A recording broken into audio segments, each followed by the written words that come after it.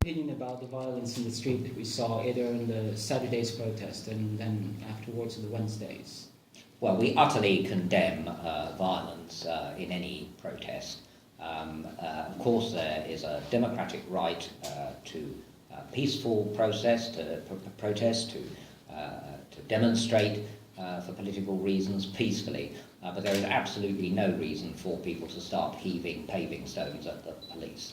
Yeah, but many people, including those in the media and the other ones at the civil society, like NGOs, are saying there is no other way how you can express your anger with pretty much 15, 16 years that have gone bad, with so much corruption and so much bad governments. I mean, what are your thoughts about it? Well, I disagree. I think large numbers of people coming out on the street with a clear message is just as effective as attacking the police. And my point is that I know we've had violent protests in Britain, France has had violent protests, but Kosovo is also in a very delicate situation. There are countries which are not as well disposed towards Kosovo as we are, that are just looking for an excuse to say this is a non-functioning state. So violent protest and destabilisation plays into the hands of those non-recognising countries. Really? I mean, is that...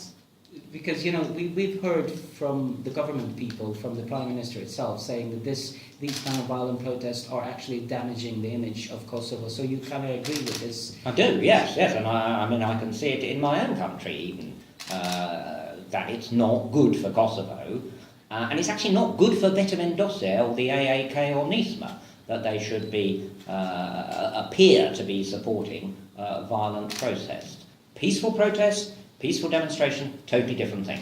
Could you elaborate a little bit on what you mean? Who did you talk to? You just said that you see even in Great Britain there are views that this is really bad for Kosovo. Can you elaborate on that? Well, I mean, it does mean that Kosovo has had a lot more attention in the media in the last 3 days than it has had for quite a long time. But unfortunately, it's not very positive coverage. It's coverage that is, again, creating the impression that Kosovo is a very unstable place. Don't forget that in Britain, when I say to people I'm the British ambassador to Kosovo, it's amazing how many people think, you know, we're one day after the 1999 war. People have not focused on the developments. You say there's been no progress, but I have to like to see, but there has been progress. But a lot of people in Britain, and I'm sure it's true of other European countries, are barely aware of that. And then Kosovo appears in the media again with people throwing Molotov cocktails and concrete blocks on the street. It's not good for Kosovo's image. Yeah. A few days ago I interviewed the German ambassador, and she specifically and very concretely said that the Prime Minister should not give in to the violence in the streets. I see that you share the same views with her. Yeah, I think it's very, very difficult for the government to appear to give in to violent demonstrations. I mean, I don't know really what the objective of the political parties are that are supporting this these demonstrations. I mean, I've talked to both Ramesh Haradinaj and Albin Kurti in the last few days, but you know, the key thing is that these issues should be debated in Parliament, not on the streets. Yeah. You said And so, sorry, to answer your question, I think it is, in some ways, what's happening is cementing the coalition together. It's not, I mean, the PDK and LDK will tend to stick together when they're being attacked in this way. It would be much better to have a debate, because there are lots of open issues, but have that debate in Parliament. Right. You said you talked to both Mr. Haradinaj and Mr. Kurti a few days ago, and when people from the media talk to them, they actually disagree that they are responsible for the violence of the protest, even though they are the one organising the protest. So, do you Mr. Haradinaj said no one from the AAK has been involved in violence. Albin Kurti said something about some of the people who are non-Beta Mendoza are angrier than the Beta Mendoza supporters. They try to distance themselves from the violence. But the point is, they are organising these demonstrations, so they have to take responsibility for what happens. Speaking about at least the official reasons why people are going out to the street, about Mr. Jablanovic's statements on Jakova protesters, do you think that he should have stepped down a few days ago before allowing the situation to come to this point, when you have people in the street and being very violent and expressing their anger?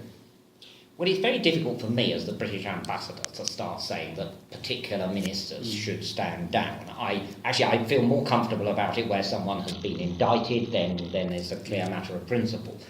But what I would say, particularly as the representative of, I think, the largest bilateral donor to the return process, is that I think it is going to be very difficult for Mr. Jablanovich to do his job, because as Minister of Communities and Returns, you have to be able to deal with the majority community and the minority community. And I'm afraid that maybe it's unfair in some ways, but he has lost the confidence of the Kosovo-Albanian majority. I think it's going to be very difficult for him to go and talk to the mayor of Klina about returns of Serbs to some of the villages in that municipality. I just take that as an example.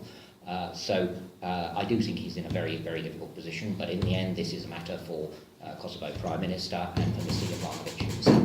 Do you believe, considering how all these situations, recent events happened, that if Mr. Jablanovich beats violent protests, because many believe, and especially people of the government, say that Jablanovich is not really the main reason why Vetvendosia and AAK and NISMA are out in the street, do you think that his resignation would actually put a stop to the violence in the street? Well, I don't think anyone really knows the answer to that, actually, including the people who are organising the protests. I think there is a sense that Jablanovich has become the kind of cement that holds these protests together. In the government as well. And on the other side, it sort of holds the government together. That's quite true. I think it is true, as you've said, and as members of the government have said, that the issues of Jablanovich and the issue of Treccia is a pretext for a wider protest, which may have as its objective bringing about political change, although I don't really quite see how it does bring about political change. But there are a lot of reasons for people in Kosovo to protest. We saw the teachers and health workers striking on Friday. There's all this stuff going on with the KLA veterans. There are numerous issues about economic governance. You have people leaving the country, being smuggled into Hungary. So all of these reasons could be brought together again to continue the protests. But on the other hand, it was very clear that actually no one paid very much attention politically to the strikes on Friday. These things have become dissipated. And I think the issue of Treccia is a very complicated one. I know it's emotive because of what happened during the 1989 and the end of autonomy and so on. But the real issue of Treccia is it's an industrial, economic issue which needs to be addressed separately. So I honestly don't know the answer to your question, whether Mr. Jablanovich, if he stood down, whether this would take the heat out of the process, take the wind out of the sails of these protests. I honestly don't know. Speaking of Treccia, and we talked about Treccia several times during our interviews, is Great Britain still interested? Because I remember that Great Britain as a country, even members of the royal family have shown interest in the past on Treccia. Is your country still interested on being involved properly directly, or have you just given up on that, considering all these difficult situations? This is about individual businesses, some of which are supported by Prince Michael of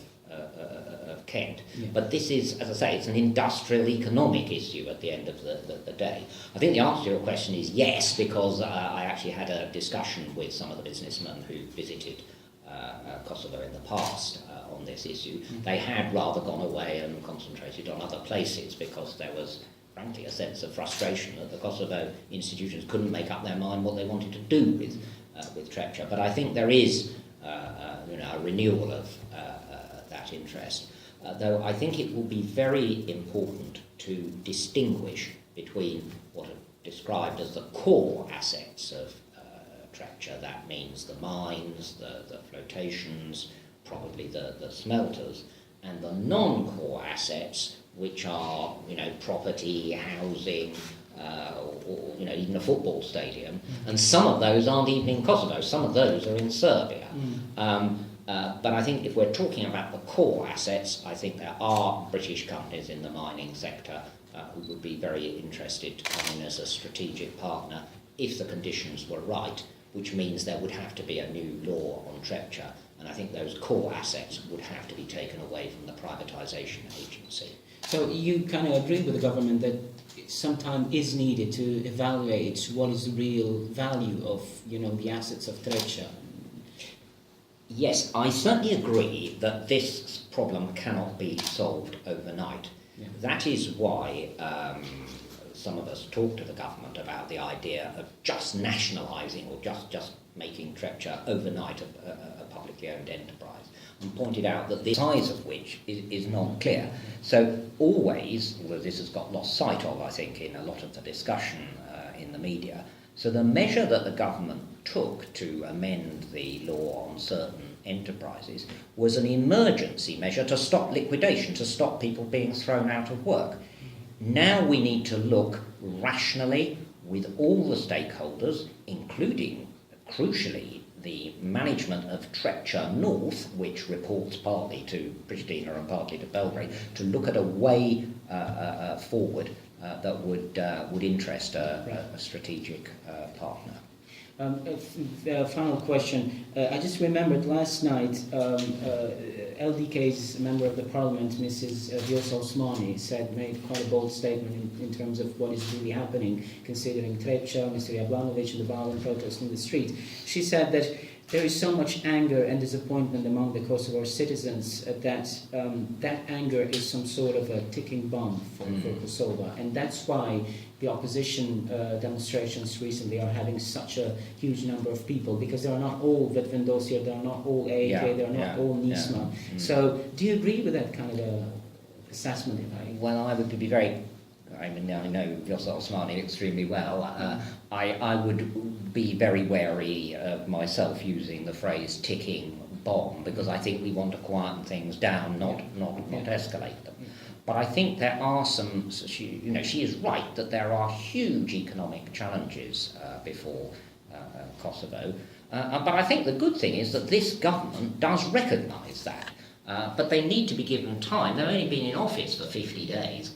A government does need time to work out an economic strategy. And I see even being involved in cronyism over the economy. I think even people like Mr. Kadri Veseli as the Speaker, they do understand the need for change, to have a more open and transparent approach. And actually, I see Mr. Veseli actually supporting some companies that are trying to work here with a new modern European approach. But it's just very difficult to get from where we are now to that more open, business-friendly atmosphere that is really going to change the economy of Kosovo. Thank you very much. Thank you.